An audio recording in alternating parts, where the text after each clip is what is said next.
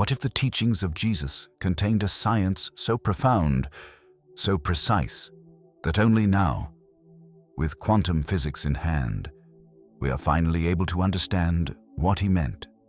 What if, 2,000 years ago, he was describing mechanisms of consciousness that modern experiments are only beginning to confirm?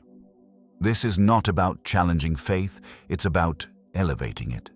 It's about recognizing that the language Jesus used was the language of a world that did not yet have words for energy, coherence, frequency, or field theory.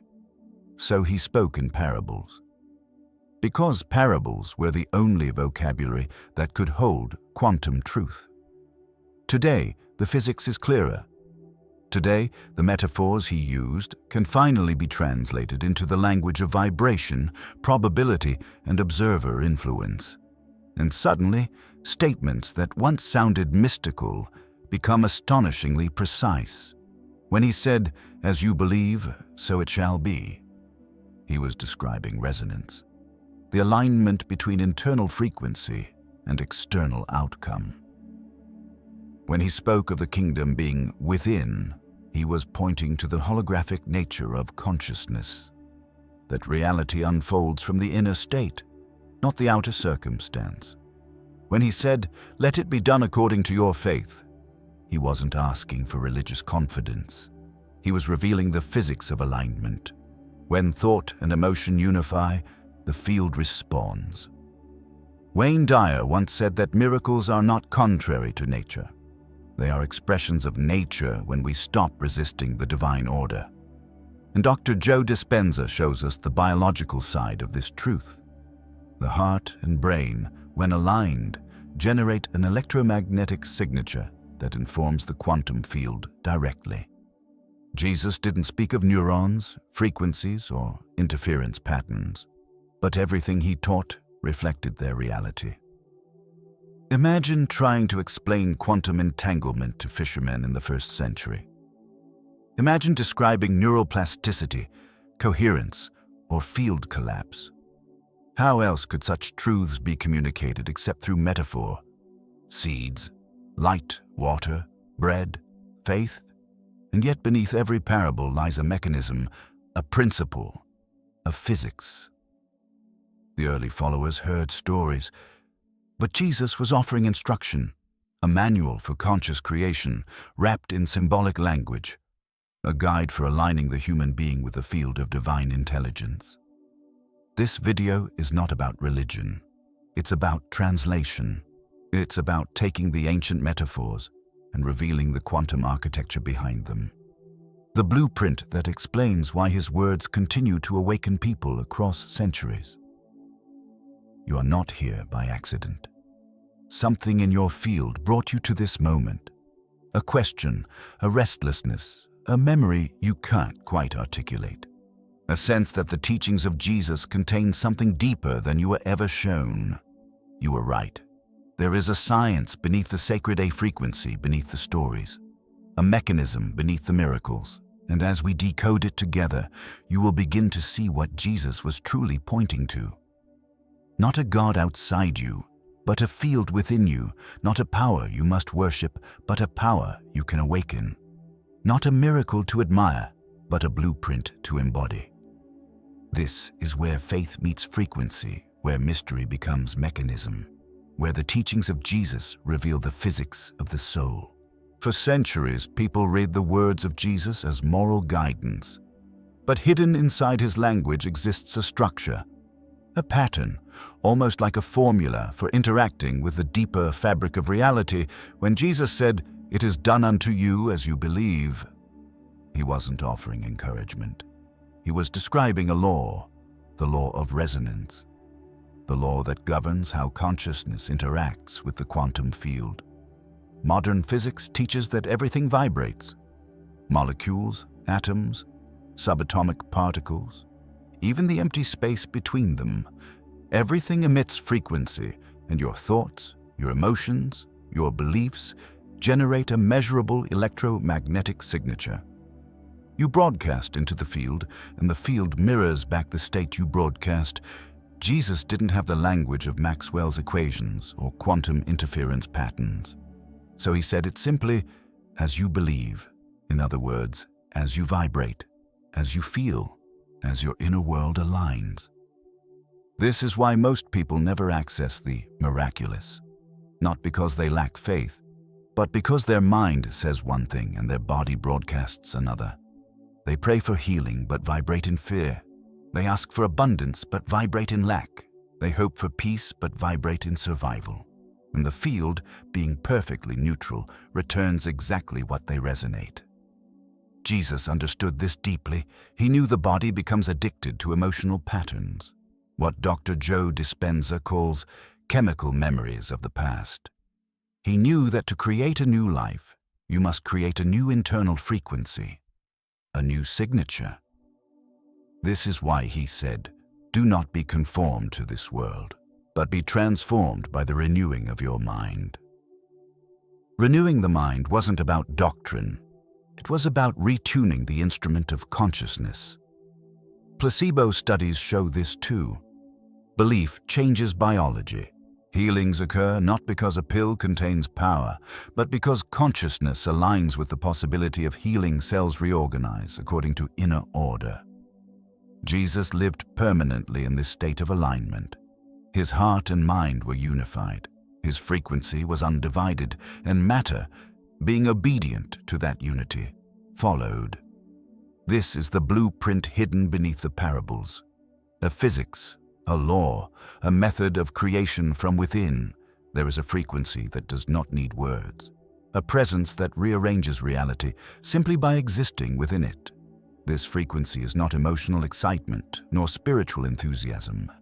It is coherence, and coherence is the signature of Christ consciousness. Modern science shows that the human heart produces the largest electromagnetic field in the body. When a person enters genuine states of love, compassion, or gratitude, that field becomes harmonized, smooth, ordered, rhythmic. The brain synchronizes to it, the nervous system relaxes, the body heals, and the electromagnetic field expands outward, influencing the space around it. 2,000 years ago, Jesus demonstrated this effortlessly. People felt his presence before he spoke. They felt peace before he gave peace. They felt clarity before the teaching even came. Because he lived inside a coherent field, a unified state where his thoughts, emotions, and body vibrated in alignment with the divine. He often withdrew into silence, not to escape, but to tune. Silence was his technology. Stillness was his alignment. He knew something modern neuroscience now confirms. You cannot hear the field while the mind is loud. You cannot access divine intelligence while trapped in emotional turbulence. When the mind quiets, the heart becomes audible. When the heart becomes audible, the field becomes accessible. Dr. Joe Dispenza calls this the heart-brain connection. Jesus called it the Father within. Different language, same mechanism. To enter the frequency Jesus lived in is not an act of worship. It is an act of coherence. It is the decision to unify your inner world, to create inner order so reality can mirror it. This is why Jesus said, "The kingdom of God is within you." He was not pointing to heaven, he was pointing to alignment. Not a place, a state. The frequency of Christ consciousness is not unreachable. It is your original blueprint. Fear distorted it. Trauma fragmented it. Life covered it. But it remains untouched beneath all of it. And when you begin to return to that frequency, through breath, through silence, through gratitude, through presence, you don't become a new person. You become who you have always been. Belief is not a wish. Belief is not hope. Belief is not positive thinking. Belief is embodied vibration, a nervous system broadcasting certainty into the quantum field. Quantum physics shows us, through the observer effect, that subatomic reality only manifests. It only becomes real. When it is observed, consciousness collapses the wave of probability into a particle of experience. Jesus was teaching this. When he said, "According to your faith, it is done," he was describing the act of observation that selects a reality not according to your words, not according to your desires, according to your frequency. You don't create reality by force, you align with the timeline that matches your inner state. The problem is that most people try to believe while their body vibrates in fear. They repeat spiritual phrases but remain chemically addicted to the emotions of survival. Worry, doubt, shame, guilt, unworthiness. You cannot manifest a coherent outcome from an incoherent state. The body will always override the mind if the emotions stored within contradict the words you speak. Jesus understood this. He understood that the real battle is not external. It is internal alignment. This is why he said, "Do not let your heart be troubled." Not your mind. Your heart, because the heart is the broadcasting center. When the heart is stable, belief becomes natural, and when belief stabilizes, reality crystallizes around it.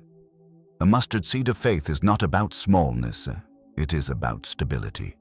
A tiny amount of unwavering coherence is more powerful than oceans of unstable emotion. This is divine physics. This is the architecture of creation. Most people have never been taught this. You cannot hold fear in your body and expect faith to work. Faith is not mental. It is emotional. Fear collapses coherence. It scatters your signal. It disrupts the field, and it blocks the flow Jesus lived inside. When the body enters survival mode, the heart's electromagnetic field becomes erratic. The brain shifts into defense. The nervous system prioritizes protection over creation. This is why your prayers feel unheard. Not because heaven is ignoring you, but because your biology is tuned to resistance instead of reception. Jesus healed by restoring emotional order. Not logically, energetically. When he said, "Fear not," he wasn't offering comfort. He was giving instruction, a directive for coherence. He knew you cannot receive while you're contracted. You cannot hear the divine while drowning in emotional noise. Forgiveness, compassion, release, these aren't moral acts. They are neurological resets. They remove emotional interference so your frequency can return to harmony. This is why so many spontaneous healings occur after moments of surrender. Because the moment emotional resistance dissolves, the body enters the state where miracles become mathematically possible. Fear blocks creation. Love restores it. Modern science is slowly catching up to what Jesus taught in metaphor. Reality is a field of consciousness. Everything is connected. Everything is responsive. Everything is vibrating. Gregg Braden calls it the divine matrix. Physics calls it the quantum field. Jesus called it the Father that dwells within. 3 languages. 1 truth. You are not a separate observer of reality. You are a participant inside a unified field that responds to your emotional and vibrational state. The human body is holographic. Every cell contains the information of the whole.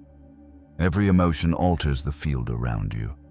Every thought interacts with the probabilities of experience. Jesus lived with full awareness of this. He understood that matter is not solid. It is frequency slowed down. He understood that form is responsive, that it rearranges according to the coherence of the observer. This is why he could multiply, heal, restore, calm, and transform, not by violating laws, but by operating from the layer beneath them. He wasn't performing miracles. He was expressing the natural behavior of a consciousness aligned with the field. This is also why he said, "What I have done, you will do also," because he wasn't showcasing divine exclusivity. He was revealing divine design. You are not separate from the field. You are an extension of it, a node of awareness through which the divine experiences itself. Jesus didn't come to build followers. He came to awaken creators. He didn't come to be worshipped. He came to demonstrate what a human becomes when aligned with the infinite field. He didn't come to show you the impossible. He came to show you the forgotten. Wayne Dyer said, "You'll see it when you believe it." And quantum physics agrees. Neville Goddard said, "Assume the feeling of the wish fulfilled." And neuroscience agrees. Jesus said, "According to your faith." And the field agrees. All three point to the same truth. Your emotional state is your instruction to the universe. Your coherence is your prayer. Your frequency is your creation. The hidden teachings of Jesus were never about religion. They were about alignment, about remembering your origin, about returning to the frequency of the divine within you. You are not here to admire miracles. You are here to embody them. You are not here to reach God. You are here to reveal God, not through belief, through coherence, through presence, through love, the organizing principle of all creation. You are the field, you are the signal, you are the forgotten teaching awakening again. And the moment you live from that truth, the physics of the sacred moves through you, just as it once moved through him.